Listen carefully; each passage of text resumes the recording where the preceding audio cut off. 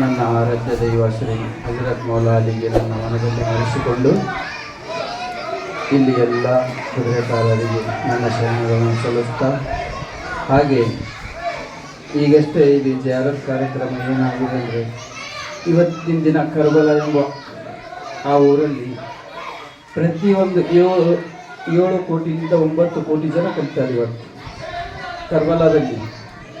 ಯಾಕಪ್ಪ ಅಂದರೆ ಅಲ್ಲಿ ಇರೋದು ಅಂಥ ಶಕ್ತಿಯಲ್ಲಿ ಅಲ್ಲಿಂದ ಇಲ್ಲಿವರೆಗೆ ಬಂದದಂದರೆ ನಾವು ಅರ್ಥ ಮಾಡ್ಕೋಬೋದು. ಅಲ್ಲಿಂದ ಇಲ್ಲಿವರೆಗೆ ಬರ್ಬೇಕಂದ್ರೆ ನಾವು ಅರ್ಥ ಮಾಡ್ಕೊಬೇಕು ಎಷ್ಟು ಶಕ್ತಿ ಇರ್ಬೋದಂತ. ನಾನು ಕರ್ಬಲಾಕ್ಕೆ ಹೋಗಿದ್ದೆ. ಕರ್ಬಲಾಕ್ಕೆ ಹೋಗಿದ್ರೆ ಅಲ್ಲಿ ಪ್ರತಿನಿತ್ಯ ಒಂದು ದಿನಕ್ಕೆ 1 ಲಕ್ಷ ಜನ ದರ್ಶನ ಮಾಡ್ತಾರೆ. ಆ ಥರ ಸ್ಥಳ ಅದು. ಅಂಥ ಪುಣ್ಯ ಸ್ಥಳಕ್ಕೆ ನಾವು ಹೋಗಿ ಬಂದೀವಪ್ಪ ಅಂದರೆ ನಾವು ಎಂಥ ಪುಣ್ಯ ಮಾಡಿದ್ದೋ ನಮಗೆ ಗೊತ್ತಿಲ್ಲ. ಆದರೆ ಇವತ್ತಿನ ದಿನ ಎಷ್ಟು ಜನ ಕಲ್ತಿರಂದರೆ ಆ ಥರ ನೀವು ಕೂಡ ಹೋಗ್ಬೇಕಂಬಕ್ಕಂಥ ಮನಸ್ಸೊಳಗಡೆ ಫಸ್ಟ್ ನಿರ್ಧಾರ ಮಾಡಿ.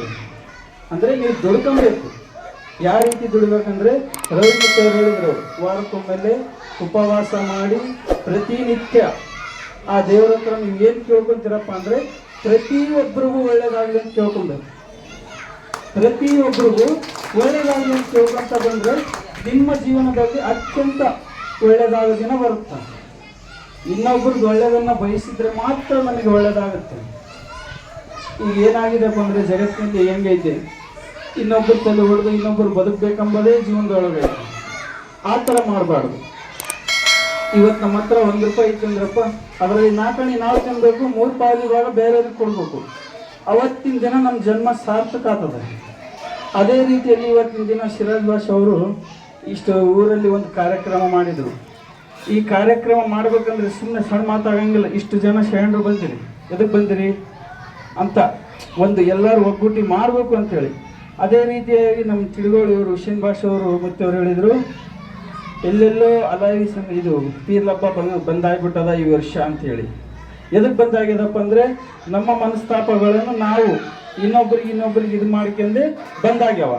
ಆ ರೀತಿ ಮಾಡಬಾರ್ದು. ಯಾಕೆ ಮಾಡಬಾರ್ದು ಅಂದರೆ ಎಷ್ಟೇ ಕಷ್ಟ ಬರಲಿ ಇವತ್ತಿನ ದಿನ ಆತನ ನಡೀತದಪ್ಪ, ಆತನ ನಾವು ನಡೆಸಿಕೊಡ್ಬೇಕು.